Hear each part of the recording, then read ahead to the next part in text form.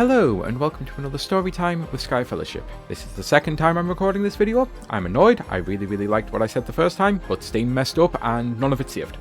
So even with this I'm going to have issues it seems, but anyway, today's episode's going to be essentially called either Don't Believe the Hype or I was incredibly correct but it feels bad to be so right, or something like it feels wrong to be right. This video might anger some people, it might annoy some people, and that's never my intent. I'm going to start by saying, if you absolutely adore everything about this game and you can't stand to hear anything negative about it, this is not a video for you. I am also not trying to crap on it, I'm not trying to tear the developers down, I'm not trying to bring up anything at all that might intentionally anger. This game is in my top 10 of 2025, but it's nowhere near the top half of top 10. I loved parts of it, I hated parts of it, and that's what this video is going to be to discuss. And essentially, I'm going to have to start at the beginning by saying one of my biggest hyperfixations, I pretty much watch every single Summer Games Fest, every single, State of Play, all of the Nintendo Direct, everything that Microsoft does. The moment this game was revealed, I was talking to people in a Discord server saying this game could be one of the greatest games of all time. This really could be something magical and something special. And turns out I was incredibly right, but it sucked being right because of things that I'm going to bring up. I'm going to do my best to actually show footage on here, but when I actually did this video the last time, on top of the fact that I was struggling to find areas because I'm in late game and there are going to be full spoilers, it turns out a game where you really need to be able to focus on parrying and dodging is really difficult when you're also trying to talk, so I'm not expecting much here. But the game came out, and if you've seen my Elden Ring video, you'll know that I mentioned issues that I had with a friend that I had to cut off. I intentionally held off playing Clair Obscur because the friend in question was French, and I'm not saying, obviously, there's no bigotry or racism or anything about the coming here. I'm not saying I hate all French people or any crap like that. It's just the fact that my friend was French, and all of this happened, and then this game comes out when it did, and specifically the main character being called Maëlle, and Maëlle being a name that was very important to this friend and therefore became important to me. It was I knew putting the game on, it was going to be a constant reminder of something I may not want to remember, you know? And that's why I held off playing it. So Silksong came out, I beat that, absolutely loved it, and I'd hit the point where I knew, obviously, none of the spoilers or anything, but I knew this was a game about grief. And I thought, it's a genre that I really love. It's technically a JRPG, even though obviously it's not a JRPG. It's a French RPG, but it's technically a genre I love. My game of the year the year before this came out was Metaphor Fantasio. It is still probably my favourite JRPG. It probably overtook Chrono Trigger. So I really wanted to play this and really wanted to get into it. And it's a case of, right, it's about grief. It might help me grieve, because I'm going to be constantly reminded because of Maëlle. So let's just play it.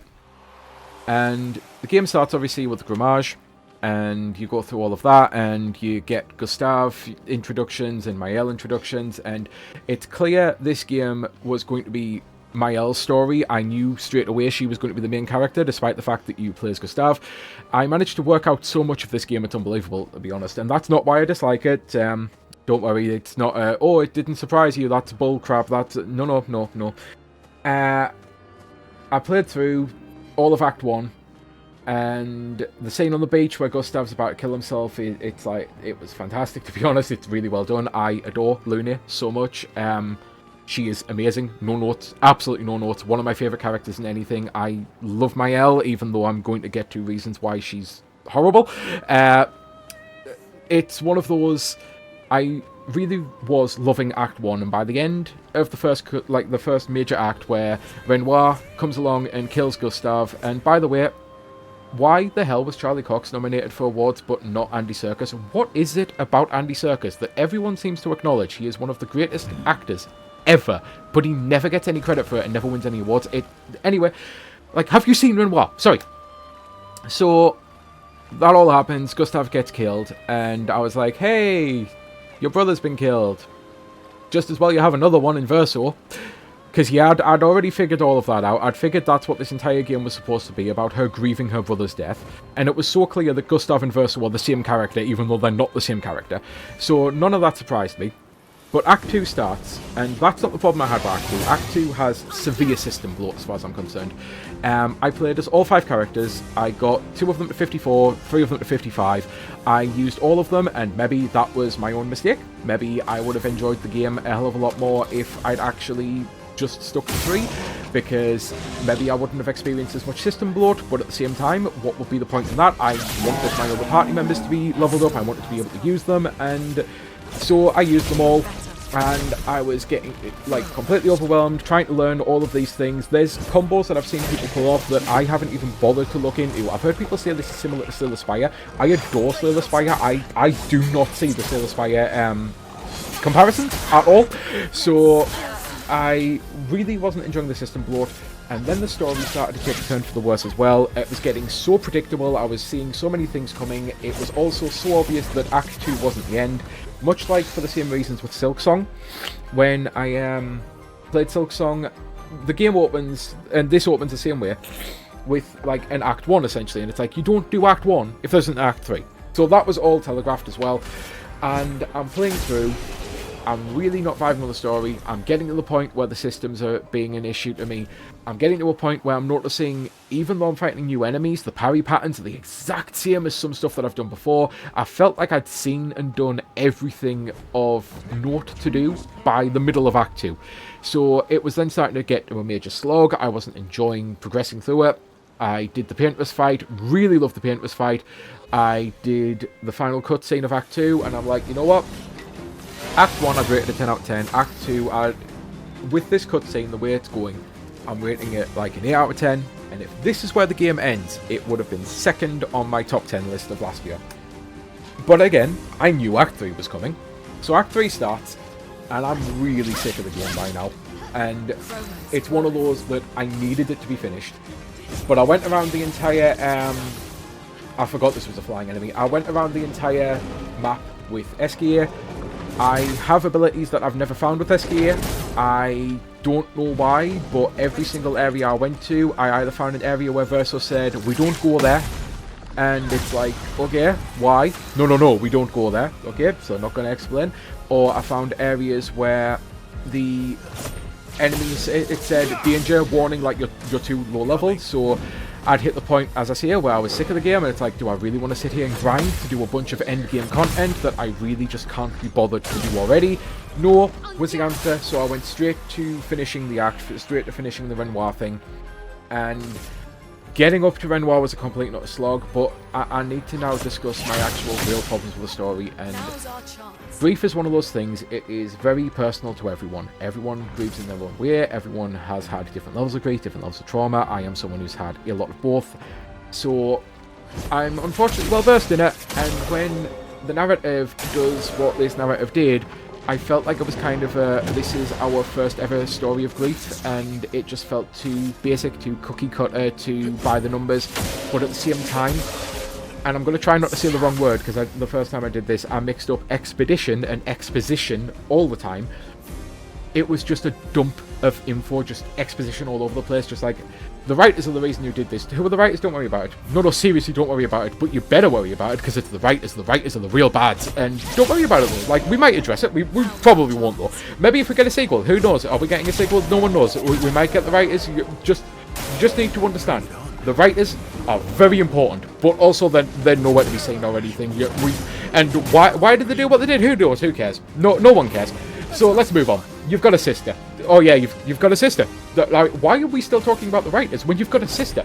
She's really important. Don't you understand how important this sister is? She's not going to be here for much longer. In fact, you mightn't even see her again. If you see her again, you might see her for a minute, because who cares? She's really important, but also not important. I hated everything with how they drip fed the story.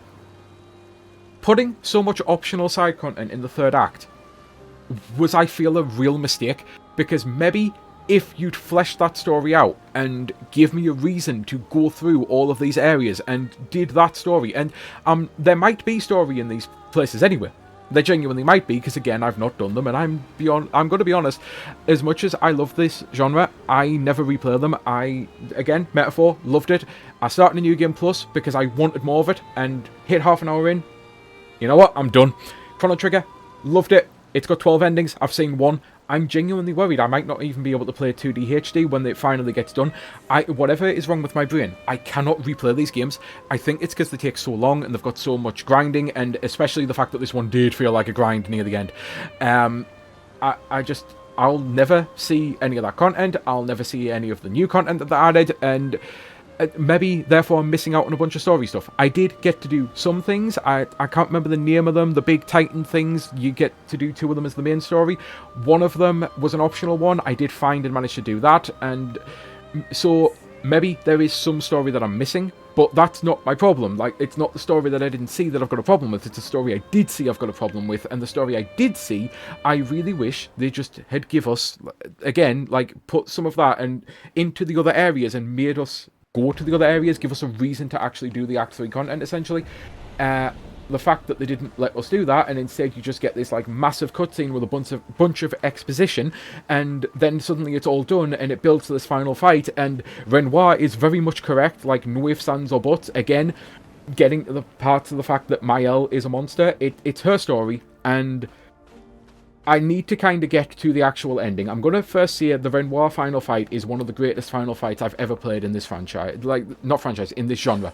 I absolutely loved it, and as much as I'm saying I would like to cut all of Act 3's content, I don't know how you would do it, but I would actually love to cut all of Act 3's content with the exception of that fight, because it was so good it needs to stay in the game.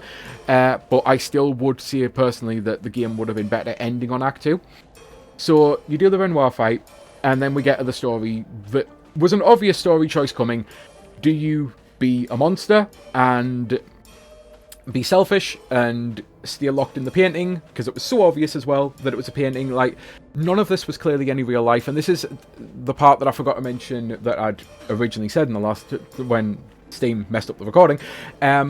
It's the fact that Act 3 starts, and all of these characters that I'm playing as much as I love Looney and all that, it's like, well, they were all obviously already dead from the get-go, because the whole thing with the Grammage, it was obvious that you were already in a painting. These people don't really exist. So then you get the choice of, but they're still important to you, so do you want to save them? And saving them feels like it might be the right answer, but by saving them, it means you're trapping yourself in this painting, which is definitely the wrong thing. It's definitely not how you should be doing it. It's definitely not how you should be handling it.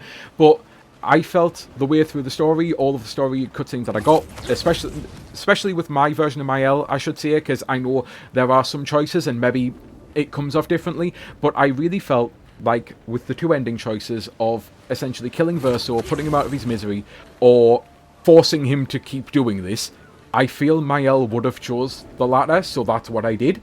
And I actually therefore think, as much as it's not the good ending, I think I got the better ending, to be honest, because I do feel it worked well with the story, that Mael would be selfish and would choose to stay locked up in this, and would be forcing, like, the ghost of Verso suffering just for her own need, essentially. I felt that actually worked well. It's why I wanted to preface that I wasn't just angry at the ending, because I might be one of the only people who kind of was okay with the ending. I was like, I kind of hated all of Act 3, but at least my ending did work with the story that I was getting from Mael.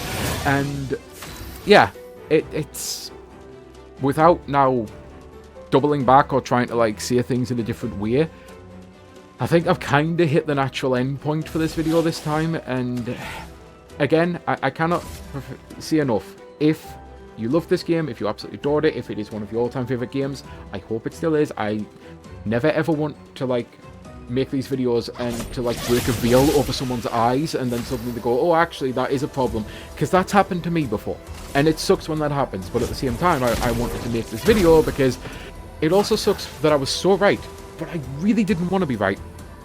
Like, it won so many awards at the Game Awards, and for the most part, I actually agree with a lot of the awards it won. I think it's wild that Mario Kart World wasn't nominated for an audio award, because that's one of the greatest soundtracks of all time. But this winning, I think it won the audio, it won the visual, it won so many different things. It won Jennifer English winning for Mael. Great, she was phenomenal in it. Still, personally, again, don't understand why Andy Serkis never gets any love with anything. But it won so many awards that I agreed with, but then it also won Best Narrative, Best Game Direction, and I'm like, really? We're giving this Best Narrative and Best Game Direction?